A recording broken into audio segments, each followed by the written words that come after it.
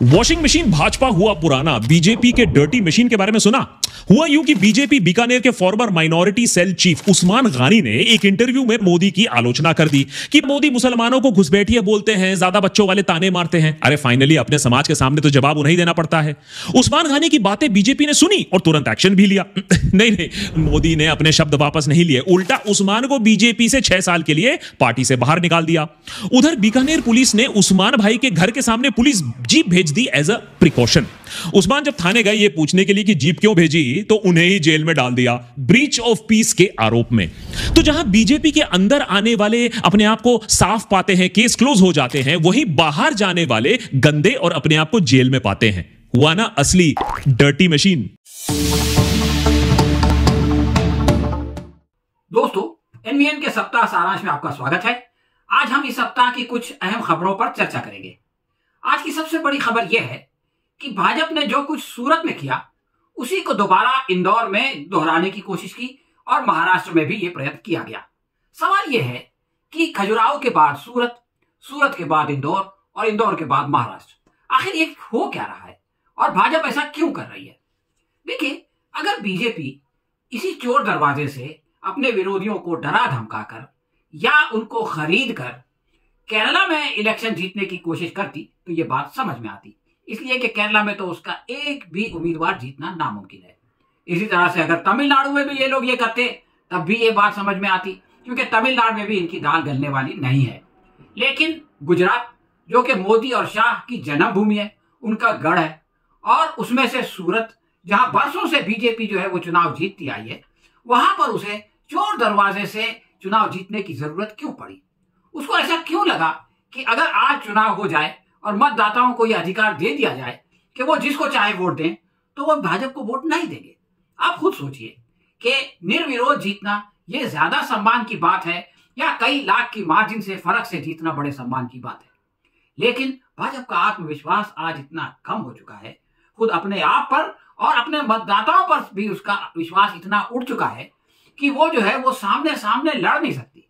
इसलिए क्या किया? अपने विरोधी को खरीद लिया, उसके नामांकन पर जिन लोगों ने साइन किया था, हस्ताक्षर किए थे, उनको अगवा कर लिया, और फिर सोचा कि कहीं खजुराहो की तरह किसी और पक्ष के उम्मीदवार को या किसी आजाद उम्मीदवार को ये इंडिया गठबंधन समर्थन ना दे दे और वो हमको जो है वो पटखनी ना दे दे, इसलिए सारे अपक्ष उम्मीदवारों से उनका नामांकन वापस करवाया गया।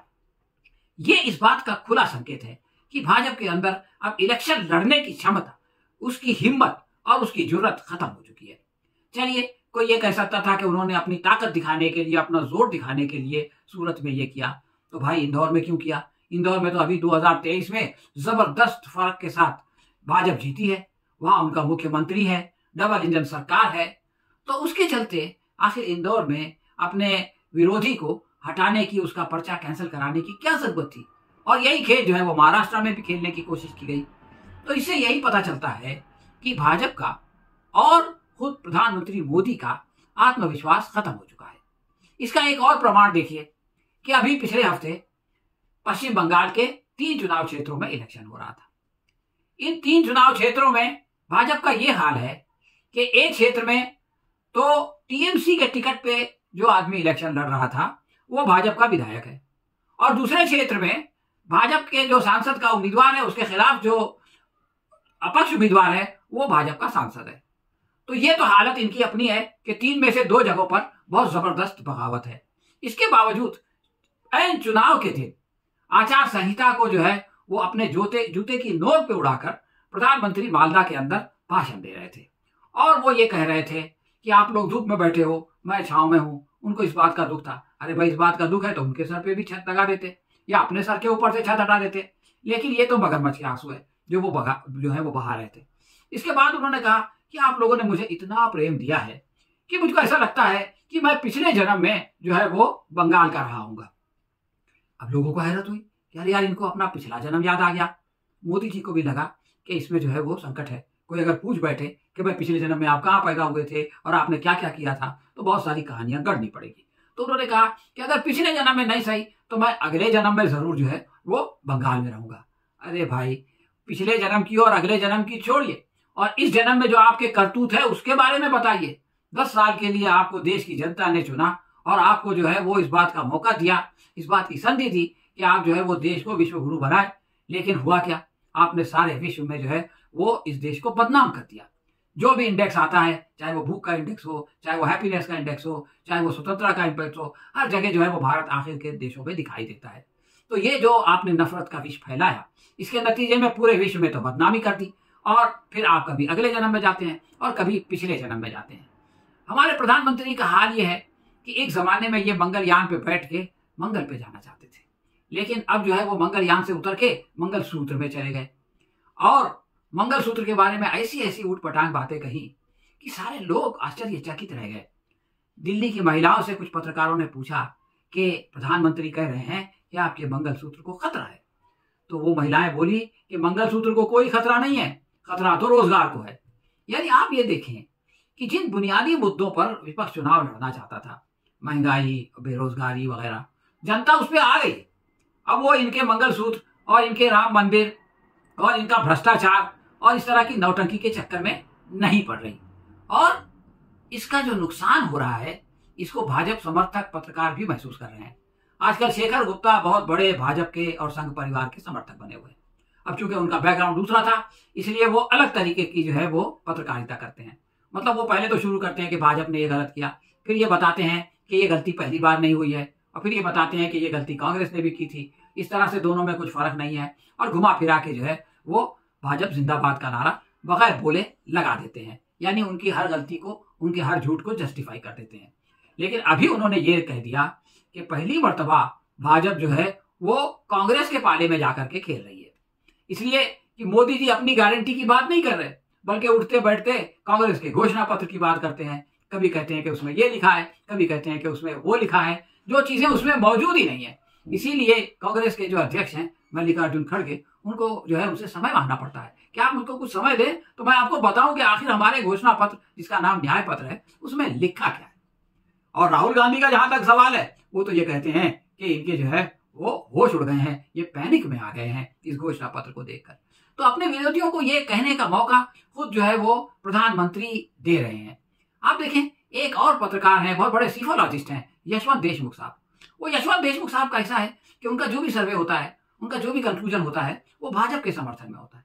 तो जब उनसे पूछा गया कि बहुत कम पोलिंग हो रही है, बहुत कम मतदान हो रहा है, तो इसका क्या कारण है, तो उन्होंने कहा इसके कई कारण हो सकते हैं। एक कारण तो ये हो सकता है कि भाजपा वालों का आत्मविश्वास बहुत बढ़ गया है। उनको लगता है कि हमने तो चुनाव जीत लिया है, इसलिए वो चुनाव में वोट देने ही नहीं जा रहे।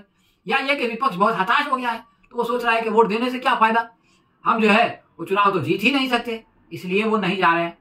ये इस तरह से भाजपा का जो है वो इनडायरेक्ट सपोर्ट करने के बाद देशमुख ने एक मिसाल दे दी, एक एग्जाम्पल दे दिया। उन्होंने कहा कि अब जितना घटा है इससे भी ज्यादा 2004 में घटा था, और यहां पर आकर के यशवंत देशमुख रुक गए। हालांकि उनको यह कहना चाहिए था कि 2004 में भी भाजपा ने ये गाना गाया था, शाइनिंग इंडिया का गाना, और अटल बिहारी वाजपेयी जो है वो प्रधानमंत्री थे। लेकिन जब मतों का प्रतिशत घटा तो भाजपा जो है वो बुरी तरह से हार गई। और इस बार भी चूंकि मतों का जो है वो प्रतिशत घट रहा है, इसलिए इस बात की कड़ी संभावना है कि जो हाल अटल जी का हुआ था, वो हाल या उससे भी बुरा हाल प्रधानमंत्री नरेंद्र मोदी का हो। लेकिन यशवंत सिन्हा बेचारे तो ये कह ही नहीं सकते थे, इसलिए वो सिर्फ 2004 पे गए, वहां के आंकड़े बताए और खामोश हो गए। दोस्तों, इस सप्ताह की एक और बड़ी खबर जो है वो मोहन भागवत साहब का एक वक्तव्य है। उन्होंने कहा कि हम आरक्षण के विरुद्ध नहीं है। चलो, मान लिया कि वो आरक्षण के विरुद्ध नहीं है। फिर उन्होंने कहा कि लोग कहते हैं कि हम अंदर से उसके खिलाफ हैं, लेकिन जो है वो खुले में जनता में उसके खिलाफ नहीं जा सकते। तो ये भी एक सच्चाई है। लेकिन उसके आगे उन्होंने ये कहा कि हम आरक्षण के विरुद्ध कभी नहीं थे। ये इतना बड़ा झूठ है दोस्तों कि अगर वो जो हिटलर का प्रचार मंत्री था गोबल, वो भी कहना, उसको भी अगर हिटलर कहता कि जाके ये झूठ बोलो, तो वो बोलता कि साहब माफ करो, मैं इतना बड़ा झूठ नहीं बोल सकता। उस बेचारे की भी जबान लड़खड़ा जाती, इसलिए कि ये बहुत पुरानी बात नहीं है। 1990 में वीपी सिंह ने ये घोषणा की कि हम चुनाव जीतेंगे तो मंडल आयोग को लागू करेंगे, और चुनाव जीतने के बाद उन्होंने ये नहीं कहा कि वो तो एक चुनावी झूला था, हमने चुनाव जीतने के लिए कह दिया, ये मंडल आयोग की सिफारिश कोई ना लागू होती है। उन्होंने ऐसा नहीं कहा। वो अपनी जबान के पक्के थे, वो प्रधानमंत्री बने, उन्होंने जो है वो मंडल आयोग को लागू कर दिया। और उसके बाद क्या हुआ, उसके बाद उनकी जो सरकार थी वो भाजपा के समर्थन से थी, तो भाजपा ने अपना समर्थन वापस ले लिया। ये बात बहुत पुरानी नहीं है, ये बात जो है वो कुल 34 साल पुरानी है। भारत के हजारों लाखों करोड़ों लोगों ने अपनी आंखों से देखा कि मंडल कमीशन के खिलाफ जो प्रदर्शन हो रहे थे वो भाजपा वाले कर रहे थे। इन लोगों ने यहां तक किया कि छात्रों को जमा किया और एक छात्र को जला दिया और यह मशहूर कर दिया कि उसने आत्मदहन किया है। उसकी जो वीडियो बनी है उसमें दिखाई देती है ये बात कि उस बेचारे को जो है वो जलाया गया। उसके बाद मंडल के विरुद्ध कमंडल लेके अडवाणी साहब निकले, राम रथ यात्रा के नाम पर पूरे देश में जो है वो नफरत की आग फैलाई। ये सारा कुछ जो है वो आरक्षण के विरुद्ध ही था और आरएसएस के संघ के आशीर्वाद से हो रहा था। तो ये कहना कि संघ जो है वो कभी भी आरक्षण का विरोधी नहीं था, ये सरासर झूठ है। अगर भागवत ये कहते कि हम अब आरक्षण के विरोधी नहीं हैं तो ये बात मानी जाती, क्योंकि इंसान का मन परिवर्तन हो जाता है। लेकिन आप ये कहें कि आप कभी नहीं थे तो ये बात तो कोई नहीं मान सकता। अब आप देखें कि एक और खबर है, वो भी भाजपा के बारे में है। भाजपा का जो ये प्रचार चल रहा है, इसमें पहले चरण में जब कम वोट मिले तो मोदी जी घबरा गए और उन्होंने बांसवाड़ा में जाके वो मंगलसूत्र वाली जो है वो भाषण दिया, जिसमें उन्होंने कहा कि जो है वो कांग्रेस हिंदू औरतों का मंगलसूत्र लेकर के मुसलमानों को बांट देगी, घुसपैठियों को बांट देगी। अब आप देखिए कि इसके बाद राजस्थान के ही बीकानेर में जो भाजपा का अल्पसंख्यक मोर्चा है उसके अध्यक्ष हैं उस्मान गनी, तो उनको ये बात बहुत बुरी लगी। जब पत्रकारों ने उनसे पूछा तो उन्होंने कैमरे के सामने कह दिया कि जो है मुझको मोदी जी का ये वक्तव्य पसंद नहीं आया, ये अकेले मोदी जी की पार्टी नहीं है और इस वक्तव्य की वजह से बीजेपी 3 से 4 सीटें हार सकती है। यानी राजस्थान में जहां पर के पिछली मर्तबा उसने सारी की सारी सीटें जीत ली थी, वहां पर बीजेपी को 3 से 4 सीटों का नुकसान होगा। ये बात उस्मान गनी ने कह दी। अब क्या था साहब, तो उनसे लोगों ने पूछा कि आप क्या करेंगे, तो उन्होंने कहा कि मैं जो है प्रधानमंत्री को मेल लिख के अपनी नापसंदीदगी का इजहार करूंगा, उनको बताऊंगा कि उनकी ये बात जो है वो मुझको पसंद नहीं आई और ये बात पार्टी के लिए नुकसानदेह है। इसके बाद आप देखें कि बीजेपी ने क्या किया। बीजेपी के अंदर प्रधानमंत्री मोदी के खिलाफ अपनी जबान खोलना आज सबसे बड़ा महापाप है।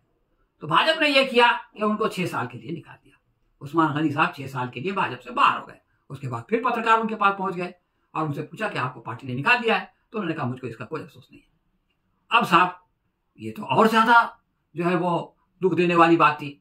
ये लोग सोच रहे थे कि वो तौबा करेगा, वो बोलेगा कि मेरी बात का ये मतलब नहीं था, मैं तो ये कहना चाहता था वगैरह वगैरह। लेकिन उसने कहा कि ठीक है, निकाल दिया तो निकाल दिया। हालांकि उनको मुझसे पूछना चाहिए था, मुझसे जो है वो क्लैरिफिकेशन लेना चाहिए था, लेकिन नहीं लिया तो नहीं लिया, मुझको कोई इसका दुख नहीं है। अब साहब इनका अहंकार और जो है वो आहत हो गया, तो इन्होंने जो है पुलिस भेज दी और उसको गिरफ्तार करा लिया।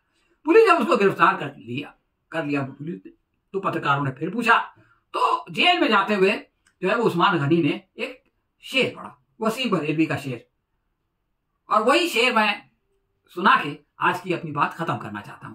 उस्मान गनी ने कहा, उसूलों पर जहां आ जाए टकराना जरूरी है, उसूलों पर जहां आ जाए टकराना जरूरी है, जो जिंदा हो तो फिर जिंदा नजर आना जरूरी है। तो उस्मान गनी की आत्मा जो भाजपा में जाके जो है वो मर गई थी, उसको मोदी जी ने फिर से जिंदा कर दिया और उन्होंने जो है वो दिखाया कि मैं जिंदा हूं और इसलिए मैं जिंदा नजर आ रहा हूं। और वो सारे लोग जो अपनी आत्मा की आवाज को कुचल के ईडी से डर के भाजपा में गए हैं या भाजपा में रहते हुए देख रहे हैं कि मोदी जो है वो अपनी पार्टी को बर्बाद कर रहे हैं, इसके बावजूद खामोश हैं, तो उसका मतलब यह है कि वो जिंदा नहीं है। वो जिंदा नहीं है बल्कि वो जो है वो चलती फिरती लाशें हैं जो हमको दिखाई देती हैं। तो उस्मान गनी ने एक तो ये बताया कि मैं जिंदा हूं और दूसरा ये बताया कि हमारी पार्टी चलती फिरती लाशों से अटी पड़ी है। हाँ, तो दोस्तों इस हफ्ते की 3 बड़ी खबरें ये थी। मुझे लगता है कि आपको जो है वो हमारी आज का ये सप्ताह सारांश पसंद आया होगा। अगर ये पसंद आया है तो इसको लाइक करें और शेयर करें और अपना कमेंट नीचे जरूर लिखें। हम अगले सप्ताह फिर से सप्ताह सारांश के साथ आपकी सेवा में उपस्थित होंगे। तब तक के लिए आज्ञा दीजिए। धन्यवाद।